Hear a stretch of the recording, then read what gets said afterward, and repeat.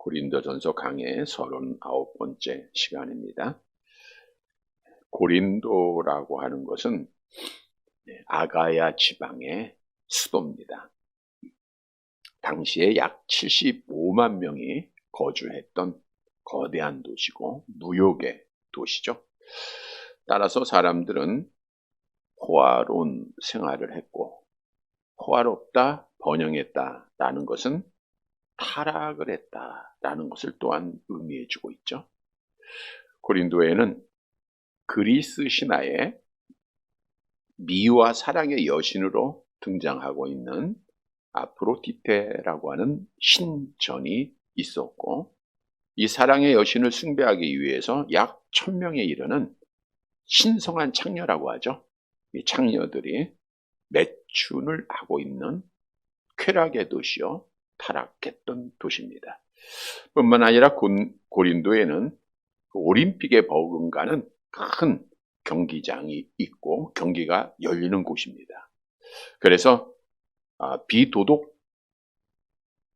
빠졌던 헬라 세계에서 당시에 고린도 사람처럼 행동한다, 이런 말은 음행하고 있다, 고린도의 친구들 하면 매춘부다, 이런 뜻으로 사용이 되어졌죠. 그러니까 이 고린도라고 하는 곳에는 절대로 하나님의 교회가 세워질 수 없는, 정말 하나님 앞에 심판받아야 되고 소돔과 고모라성 같았던 도시였음을 알 수가 있죠. 자, 그런데 이곳에 하나님의 교회가 사도 바울의 제2차 전도 여행을 통해서 세워지게 되죠. 그 시기가 주 약 50년 말에서 52년 가을 사이에 이제 하나님의 교회가 세워지게 되죠. 사도행전 18장 11절에 보면 바울이 그곳에 1년 6개월씩 머물었다라는 말씀이 있는데 한번 같이 볼까요? 1년 6개월을 머물며 그들 가운데서 하나님의 말씀을 가르치니라. 바울이 이렇게 오랫동안 머물면서 말씀을 가르치고 교회를 세우고 복음을 전했던 교회들이 그렇게 많지가 않죠. 자, 그래서 결국 고린도의 교회가 세워져요. 타락의 도시입니다. 우상의 도시입니다. 거기에 하나님의 교회가 세워졌다고 하는 것은 하나님의 역사였다는 거죠. 그래서 지난주에 사도 바울은 다른 사람이 다 사도로 부인할지라도 너희는 아니지 않느냐. 너희가 바로 내가 사도된 증거가 아니냐. 교회가 세워졌다는 거, 고린도의 교회가 세워졌다는 거, 그거 내가 하나님의 사도된 증거다라고 자신을 변호했던 말씀을 우리가 볼 수가 있었죠. 자, 그런데 바울은 고린도의 교회를 세울 때 아굴라라고 하는 사람과 천막을 만드는 일을 했다는 거예요. 사도행전 18장 1절과 3절 말씀에 보면 그 내용이 기록되어져 있는데 함께 봅니다.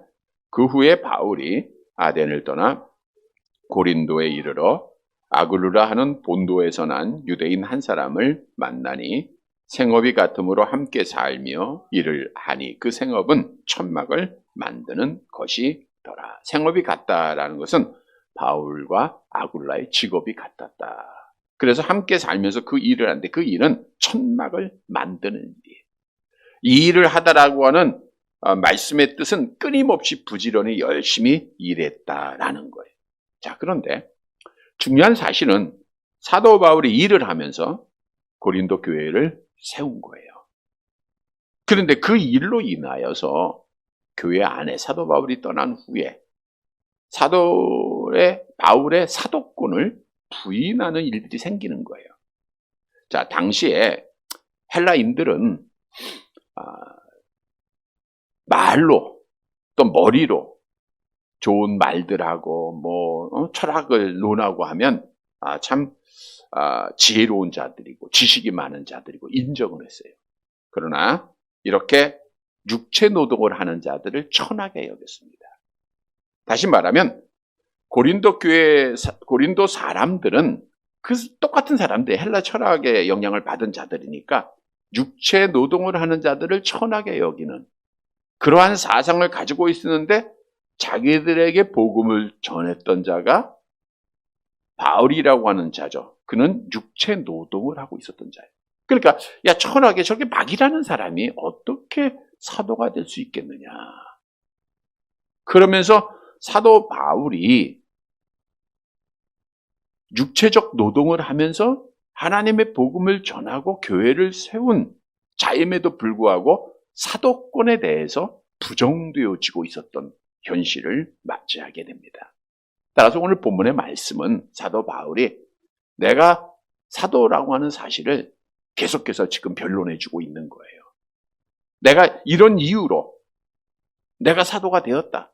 근데 오늘 본문에 이 사도 바울이 변명하고 있는 자기의 사도성을 증명하고 있는 이 내용은 오늘 하나님의 자녀된 자들, 우리에게 그의 삶을 교훈해주고 있는 말씀입니다. 그래서 오늘 사도 바울처럼 이런 제목을 본받자 이런 제목인데 오늘 말씀을 통해서 사도 바울이 이런 사람이었구나라는 것을 깨닫고 우리도 사도 바울을 본받아 하나님의 일 감당하고 하나님께 영광을 돌리는 사랑하는 자들이 되시기를 간절히 바랍니다.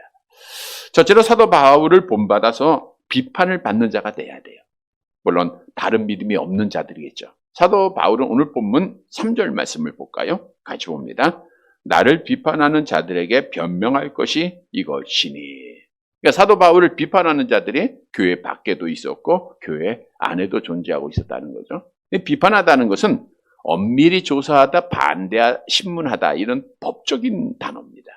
마치 법정에서 피의자를 세워놓고 내가 이거 잘못했다. 너 이런 사람 아니냐. 그래서 너는 사도가 아니다. 이러면서 집요하게 사도 바울을 난도질하고 신문하면서 바울의 사도권을 공격하고 있었던 거예요.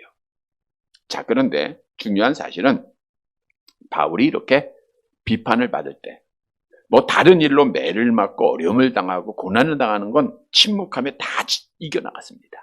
아무 대응을 안 했어요. 근데 자신의 사도권을 부정하는 사람들에게서는 오늘 말씀뿐만 아니라 계속해서 지금 사도 바울이 자신의 사도권을 변호하고 있다는 거예요. 그 이유는 지난주에 말씀드렸죠. 자, 바울의 사도권을 부정하게 되면 고린도 교회는 누구에 의해서 세워졌어요? 바울에 의해서. 그럼 바울이 사도가 아닌 것이 되면 하나님의 교회는 어떻게 돼요? 기초가 무너지는 거예요. 바울이 가르쳤던 말씀, 바울이 전했던 복음이 다 무용지물이 되는 거예요. 고린도 교회만 그렇게 되는 게 아니라 사도 바울이 얼마나 많은 교회들을 세웠습니까? 그 모든 교회들의 기초가 다 무너지는 거예요. 그래서 결국 바울의 사도권을 부인하는 것은 지금 고린도 교회만 아니라 계속 이어지는 내용입니다. 왜요? 하나님의 교회를 무너뜨려야 되니까. 그럼 하나님의 교회는 누가 무너뜨리는 거예요? 악한 영이 역사하는 거죠. 악한 영. 그래서 사도 바울은 다른 일들은 다 참고 인내합니다. 근데 자기의 사도권은 그래서 어떤 방법을 통해서도 부인되어진 것을 변호하고 변증하고 그래서 자기의 사도권을 철저하게 증명하고 있는 거예요. 왜? 자기의 사도권 인정받아야 교회가 세워지는 거거든요. 자기의 사도권 인정받아야 교회가 든든히 서나갈 수 있는 거거든요. 그런데 오늘도 악한 영들은 교회를 파괴하는 목적 속에 이런 역사들을 해요. 비난을 합니다. 우리가 여러 번 말씀드렸지만 코로나 시국을 통해서 하나님의 교회를 얼마나 비난했습니까? 마치 코로나의 진원진 거죠.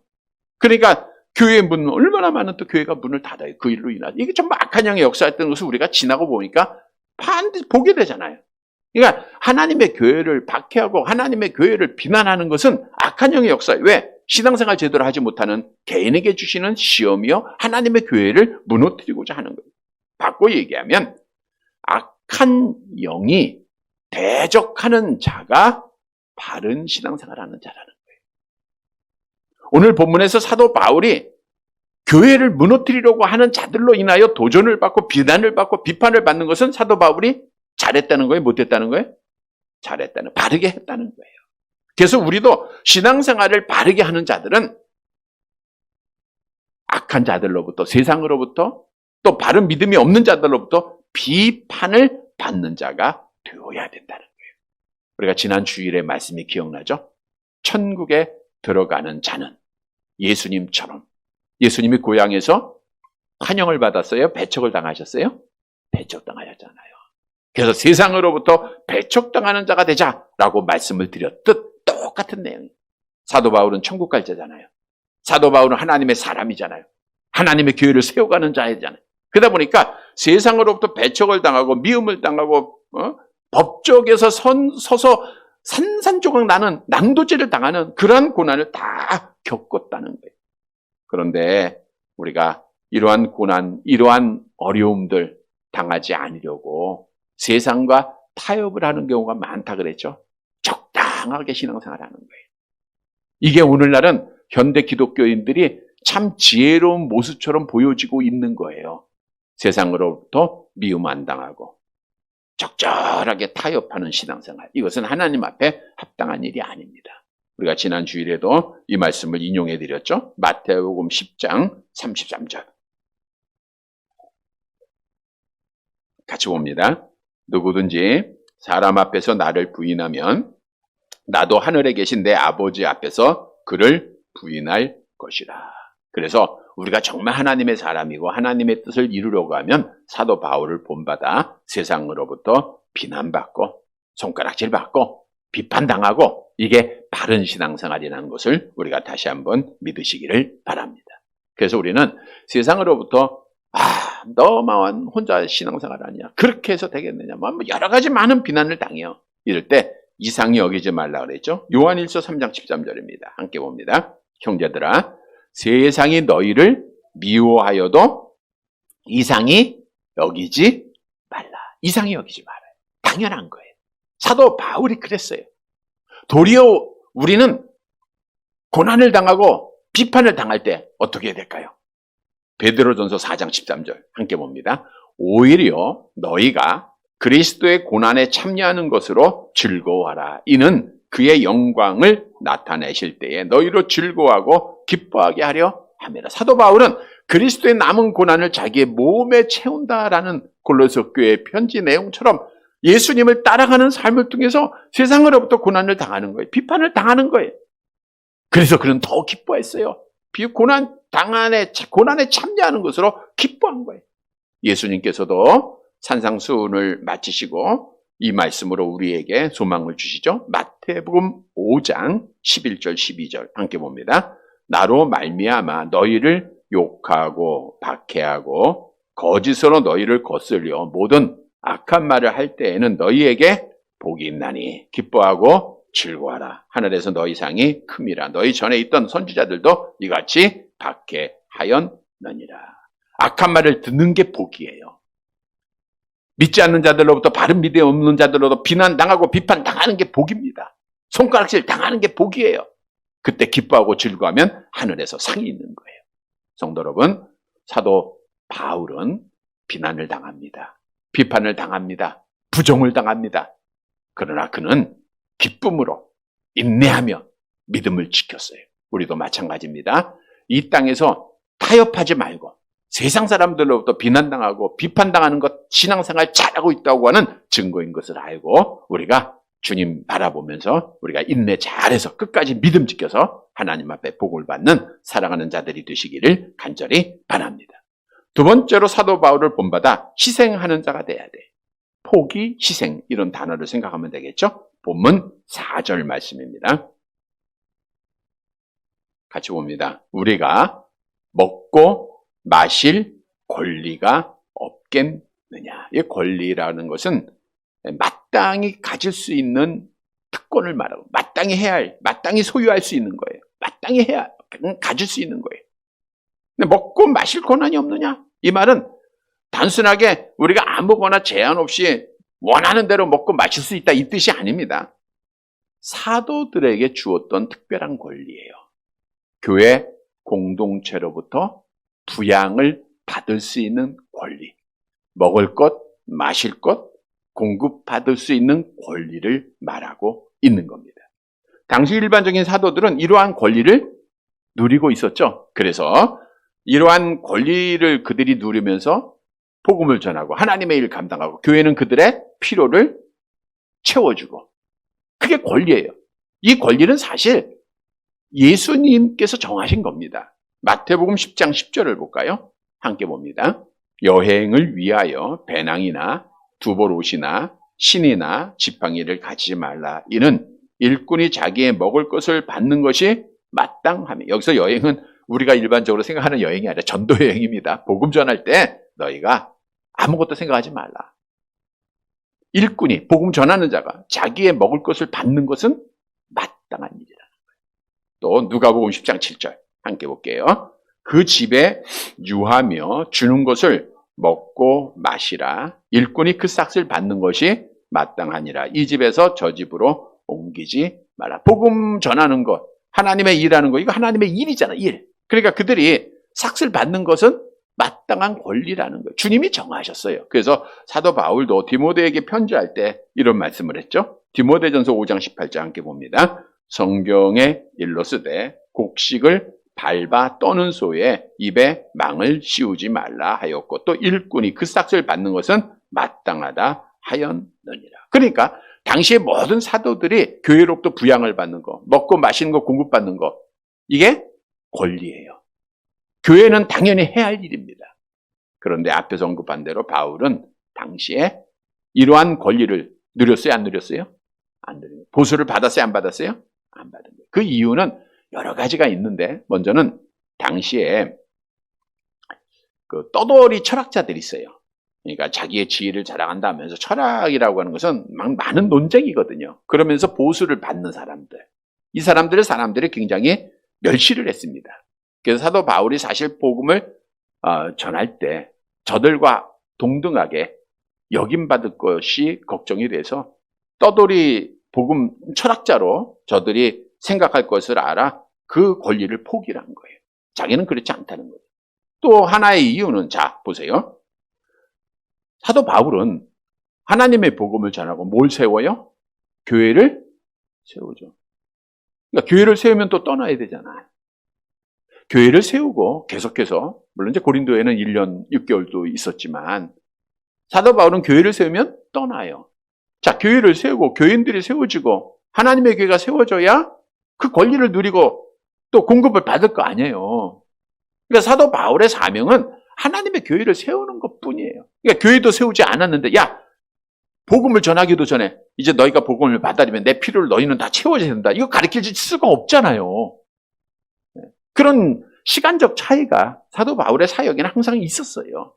그래서 사도 바울은 하나님의 교회를 세우는 게 목적이었고, 그 이후에 사람들이 와서 사역할 때 교회는 그들을 공급했지만, 사도 바울은 따라서 사도가 받아야 될 권리를 받지 못했던 사실입니다. 그 당시에 사도들은 자기 개인뿐만 아니라 가족들도 부양을 받았다라고 말씀해주고 있죠. 본문 5절 말씀입니다. 고린도전서 9장 5절 함께 봅니다. 우리가 다른 사도들과 주의 형제들과 게바와 같이 믿음의 자매된 아내를 데리고 다닐 권리가 없겠느냐. 사도인 바울 자신뿐 아니라 가족까지도 부양을 받을 권리가 있다는 걸 말하고 있는데, 자, 바울은 자연스럽게 다른 사도들 누군지 정확히 말씀하고 있지 않아요. 누가 자기의 거기 믿음의 자매된 아내는 아내를 말하고, 그리스도 안에서 자매된 자, 자기 아내를 말하고, 아내 데리면서 전도여행하는 자가 있었던 거예요. 교회를 사역하는 자들이 있었던 거예요. 그러니까 그들은 자기의 아내와 함께 그 가족들이 교회로부터 부양을 받은 거예요. 뿐만 아니라 오늘 본문에 보니까 다른 사도들도 부양을 받았고 주의 형제들도 부양을 받았음을 말씀해 주고 있습니다. 여기서 주의 형제는 뭐 믿음 안에서 형제들을 말하고 있는 건 아닙니다. 그러면 모든 교인들이 다 부양을 그게 아니라 말 그대로 요셉과 마리아의 몸에서 난 예수님의 동생들을 말하고 있는 거예요. 예, 주의 형제, 그리스도의 형제들을 말하고 있는데, 마태복음 13장 55절에 보면 형제들의 이름이 나오죠. 함께 봅니다. 이는 그 목수의 아들이 아니냐. 그 어머니는 마리아, 그 형제들은 야고보, 요셉, 시몬, 유다라 하지 않느냐. 그래서 여기서 형제는 야고보와 요셉과 시몬과 유다를 말하고 있는데, 이들이 예수를 메시아로 처음에 믿지 않았어요. 그러다 자기 형이 나중에 이제 승천하는 모습까지 다 보고 나서 믿게 되죠. 그리고 야고보는 예루살렘 초대교회의 의장이 됩니다. 그러니까 하나님의 교회에서 지금으로 말하면 교회 책임자가 되는 거예요. 그러니까 당연히 교회에서 그들을 공급할 수밖에 없었죠. 그래서 예수님의 형제들도 예수를 믿었다. 그리고 하나님의 사역을 감당했다는 것을 우리가 알 수가 있어요. 뿐만 아니라 오늘 본문 말씀을 또 보면 사도들을 다 한꺼번에 얘기한 것이 아니라 특별히 한 사람을 더 말하죠. 누구를 얘기해요?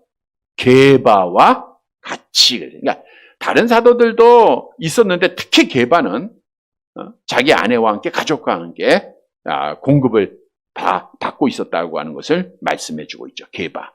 자, 고린도 교회 편지하면서 바울이 왜 특별히 모든 사도들을 통틀어 이미 말했음에도 불구하고 게바를 특별하게 그가 사용하고 있는가? 고린도 교회 성도들에게는 게바라고 하는 사람을 특별하게 생각을 하고 있었어요. 그래서 고린도 교회에는 파가 있는데 게바파가 생겼죠. 우리 고린도전서 1장 12절 다시 한번 볼까요? 고린도전서 1장 12절 같이 봅니다. 내가 이것을 말하거니와 너희가 각각 이르되 나는 바울에게 나는 아볼로에게 나는 게바에게 나는 그리스도에게 속한 자라 한다는 것. 이처럼 파들이 많았다 그랬잖아요.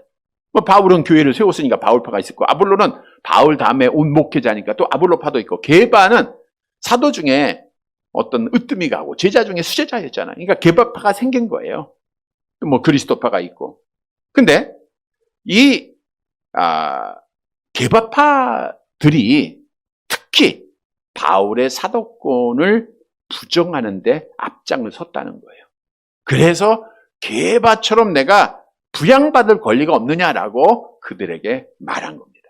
물론 바울이 모두 다 자기가 다 혼자 권리를 포기했던 것만은 아닙니다. 성경에 보니까 이제 도움을 받았을 때도 있어요. 빌립보서 4장 16절 함께 봅니다. 데살로니가 있을 때에 너희가 한 번뿐 아니라 두 번이나 나 있을 것을 보내었도다. 이것은 빌립보 교회로 통해서부터 공급을 받았다라는 것도 볼 수가 있죠. 그러나 대부분의 사역은 이 모든 권리를 다 포기하고 했다고 하는 거예요. 데살로니가 전서 2장 9절 함께 봅니다. 형제들아 우리가 수고와 애쓴 것을 너희가 기억하리니 너희 아무에게도 폐를 끼치지 아니하였고 밤낮으로 일하면서 너희에게 하나님의 복음을 전하였나. 밤낮으로 일하면서 복음을 전했어요. 앞에서 언급한 그런 여러 가지 이유들 속에서 그런 겁니다.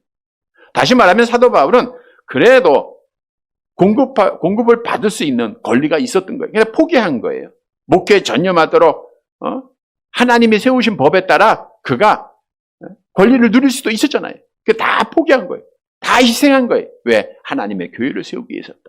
그래서 오늘 사도 바울의 모습을 보면 하나님의 교회를 위해서 우리가 희생하는 자가 되어야 된다.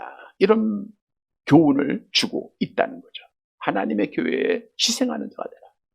죽음을 통해서 생명이 나고 희생을 통해서 영광이 드러난다. 이건 성경의 진리입니다. 그리스도를 보면 희생을 통해서 우리가 구원받았잖아요. 그의 희생을 통해서 우리가 하나님과 화목하게 되었고요. 그의 희생을 통해서 지금 이 땅에 하나님의 교회가 세워지고 열매가 맺어지고 있는 거죠. 사도 바울은 그 길을 간 거예요. 그리스도께서 걸어가신 그 길, 희생하는 그 길을 따라간 겁니다. 그래서 사도 바울이 희생을 하고 뭐라고 말씀했냐 하면 사도행전 20장 33절과 34절 같이 봅니다.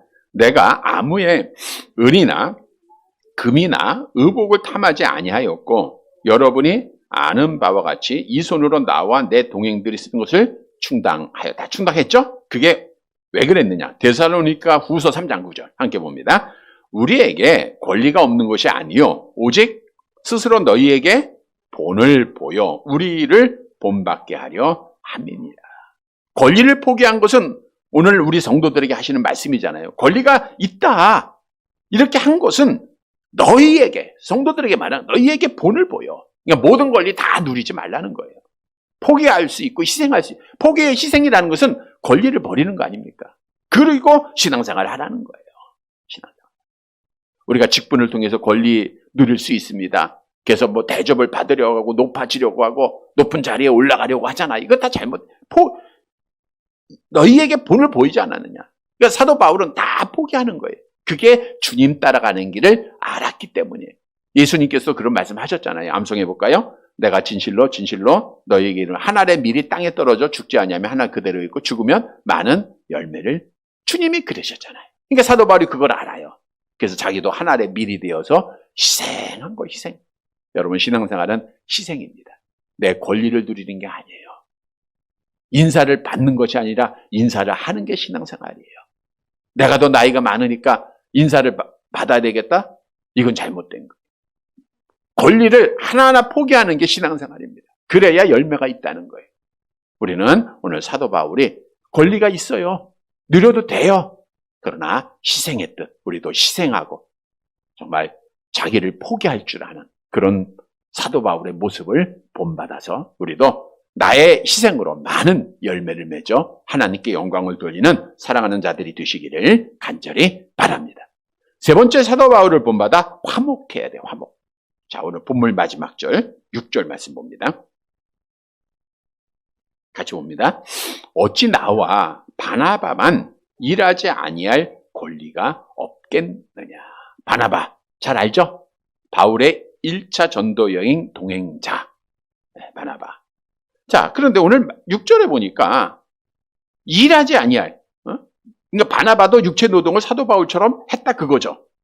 바나바도. 자, 바울이 자신의 사도권을 지금 증명해 가는 거예요. 그러면서 고린도 교회 성도들에게 바나바를 거론한 이유가 무엇인가? 당시에 바나바가 사도적 권위로 인정받고 있었던 사람임을 알 수가 있고, 나뿐 아니라 바나바도 지금 스스로 권리를 포기하고 주의 일에 힘을 쓰는 사도다라고 하는 것을 말씀해 주고 있는 거죠. 자, 바나바는 어떤 자였는가를 한번 볼게요. 사도행전 4장 36절 37절 함께 봅니다. 구브로에서 난 레이족 사람이 있으니 이름은 요셉이라. 사도들이 일컬어 바나바라. 번역하면 위로의 아들이라 하니 그가 밭이 있음에 팔아 그 값을 가지고 사도들의 발 앞에 두니라. 초대교회 성도가 됐어요. 사도들의 설교를 듣고 그가 자기의 소유를 다 팔아서 헌신한 자입니다. 모든 소유를 다 팔아서 하나님을 위해서 헌신한 자예요. 헌금을 다 드린 자예요. 또한 이러한 바나바의 사역은 고린도 교회에 잘 알려진 거예요. 그래서 사도 바울이 고린도 교인들에게 바나바라고 하는 이름이 친숙했기에 그가 바나바를 오늘 거론하고 있는 겁니다. 자, 그런데 중요한 사실이 하나 있죠. 우리가 잘 아는 사실. 1차 전도 여행을 마치고 바나바와 사도 바울이 어떻게 돼요? 자, 사도행전 15장 39절 40절 함께 봅니다. 서로 심히 다투어 피차 갈라서니 바나바는 마가를 데리고 배 타고 구브로로 가고 바울은 실라를 택한 후에 형제들에게 주의 은혜에 부탁함을 받고 떠나. 여기 보니까 심히 다툽니다. 마가의 동행 문제를 놓고 심히 다투어요. 하나님의 사람들도 다툼이 있죠. 여기서 심히 다투던 것은 아주 크게 싸운 거예요. 그리고 갈라쓰게 됩니다. 그 이후로 이제 사도 바울의 사역은 성경에 많이 기록되어 있고 바나바라고 하는 이름이 이제 나오지 않게 되죠. 자, 그런데 시간이 지나 2차 전도 여행 때 바나바는 없었지만 사도 바울이 고린도 교회를 세웁니다. 그리고 나서 이제 그 후에 편지를 보낼 때 바나바를 그가 인용을 해요. 자, 이 말은 바울과 바나바가 헤어진 것이 전도의 방법의 이견 때문이지 어떤 개인적인 감정의 싸움은 아니었다라는 것을 알 수가 있어요. 뿐만 아니라 고린도서를 기록할 당시 바울과 바나바의 관계는 계속해서 나쁘지 않았다. 바꿔 얘기하면 화목했다라는 것을 말하고 있는 거예요. 만일 바울과 바나바가 계속 감정에 골이 깊어서 그 싸운 상태에서 분쟁한 상태에서 있었다고 하면 바나바를 언급할 필요가 없죠. 바나바를 언급했다는 것은 바나바를 다시금 고린도 교회 성도들에게 소개하고 있다는 것은 내가 지금 바나바와 싸워서 분쟁하고 싸워서 헤어는 졌지만 다시 하나가 됐다, 화목했다고 하는 사실을 증명해주고 있는 내용인 거예요. 그래서 오늘 본문의 말씀은 우리도 사도 바울을 본받아 화목한 자가 돼야 돼요. 우리도 이견이 대립될 수 있어요. 그러나 결국 화목해야 됩니다. 왜냐? 우리 주님께서 이렇게 말씀하셨기 때문이죠. 마태복음 5장 23절, 24절 같이 봅니다. 그러므로 예물을 제단에 드리려다가 거기서 내 형제에게 원망들을 만한 일이 있는 줄 생각나거든 예물을 제단 앞에 두고 먼저 가서 형제와 화목하고 그 후에 와서 예물을 드리라. 우리 하나님은 화목을 원하세요. 화목이라는 것은 화해하다, 꺼리끼는 것을 다 제거하다 이런 뜻이에요. 예물 드린 거 중요하죠. 예배 드린 거 중요하죠. 복음 전하는 거 중요하죠. 그러나 더보다 더 중요한 게 뭐예요? 화목이에요. 사도 바울은 그걸 알았어요. 주님의 말씀을 알았잖아요. 내가 비록 그 마가 때문에 바나바와 헤어는 졌지만 이 복음 전하는 것보다 더 중요한 게 뭐예요? 화목이었기에 바울과 바나바는 화목할 수 있었다는 거예요. 여러분, 우리 하나님은 화목을 원하시는 분이기 때문에 아담의 타락으로 죄로 인해서 하나님과 불화한, 하나님과 거리가 멀어진, 거리낌이 생겼던 우리를 위해서 독생자 예수님을 이 땅에 보내셨잖아요. 예수님이 십자가상에서 피 흘려 죽으시고 우리를 하나님과 화목하게 하셨다라고 성경은 분명히 증언하고 있죠. 에베소 2장 16절 함께 봅니다. 또 십자가로 이 둘을 한 몸으로 하나님과 화목하게 하려 하심이라. 원수된 것을 십자가로 소멸하고, 십자가를 통해서 우리가 하나님과 화목하게, 오늘도 화목의 증거로 주 앞에 나와서 우리가 기도하고 회개도 하고 하나님 만나는 거 아니에요? 왜? 하나님과 화목이기 때문에. 그래서 하나님과 수직적으로 화목한 자는 수평적으로 당연히 화목해야 한다는 것을 말씀해 주고, 사도 바울이 그걸 실천을 한 거예요. 성경도 우리에게 교훈해 주고 있죠. 잠언서 15장 17절 함께 봅니다. 채소를 먹으며 서로 사랑하는 것이 살찐 소를 먹으며 서로 미워하는 것보다 낫다 그래서 사랑이 낫다 그랬죠. 또 잠언서 21장 9절 함께 봅니다. 다투는 여인과 함께 큰 집에 사는 것이 것보다 움막에 사는 것이 낫다. 화목이 제일이다 그거예요. 여러분, 그래서 우리는 더불어 더 화목해야 됩니다. 신앙생활 특히 교회가 특히 화목해야 돼. 초대교회가 화목하니까 하나 되니까 하나님이 믿는 자의 수를 더하게 하셨다. 성경은 말씀하고 있죠. 그래서 우리도 하나님과 화목한 주의 자녀로서 사도 바울을 본받아 거리낌이 있는 자가 있어서는 안 된다는 것. 누구라도 우리가 용서할 줄 알고 사랑할 줄 알고 화목을 이루어서 우리 하나님께 영광을 돌리고 믿음을 지키는 사랑하는 성도들이 되시기를 간절히 바랍니다. 말씀을 정리해 드립니다. 여러분, 지금 계속해서 악한 영은 바울의 사도권을 부인하려고 하고 있습니다. 지난 주간에는 바울한테, 야, 너 예수님의 제자 아니잖아. 너 예수님 직접 못 봤잖아. 그래서 너는 사도가 아니야 라고 했을 때 사도 바울이 나는 봤다. 다메섹으로 가는 길에 부활의 주님을 만났다. 부활의 주님을 내가 친히 보았다. 증거하면서 자신이 사도라고 하는 것을 증명하고 있어요. 오늘은 부양받을 권리를 포기했다고 해서 바울의 사도권을 부인한 거예요. 야, 육체에 그 천한 노동을 하면서 그런 자가 무슨 사도가 될 수 있어. 그러니까 교회 안에 자꾸만 바울의 사도권을 부인하고 그가 기초를 놓았던 교회를 무너뜨리려고 하는 세력들이 자꾸만 등장을 하는 거예요. 바울의 사도권이 무너지는 것은 하나님의 교회가 무너지는 거예요. 그래서 철저하게 바울은 자기의 사도권을 변증을 합니다. 변호를 합니다. 증명을 해 보이는 거예요. 오늘 본문의 말씀에서 주시는 것은 사도 바울이 그 부양받을 권리를 포기했다고 해서 바울의 사도권을 부인하는 자들에게 자기의 삶을 교훈해 주고 있는 거예요. 이 교훈은 바로 오늘 우리에게 주신 교훈입니다. 성도 여러분, 따라서 우리도 사도 바울처럼 어떤 삶을 살아야 되느냐? 세상으로부터는 비판을 받는 자가 돼요. 그러니까 세상으로부터 사랑받는 자가 돼서는 안 돼요. 미움받는 자가 돼야 돼요. 뿐만 아니라 사도 바울처럼 우리가 뭘 해야 돼요? 권리를 포기하고 희생해야 되고요. 사도 바울을 본받아서 모든 사람과 더불어 어떻게 해야 돼요? 화목해야 된다. 이게 바울의 모습입니다.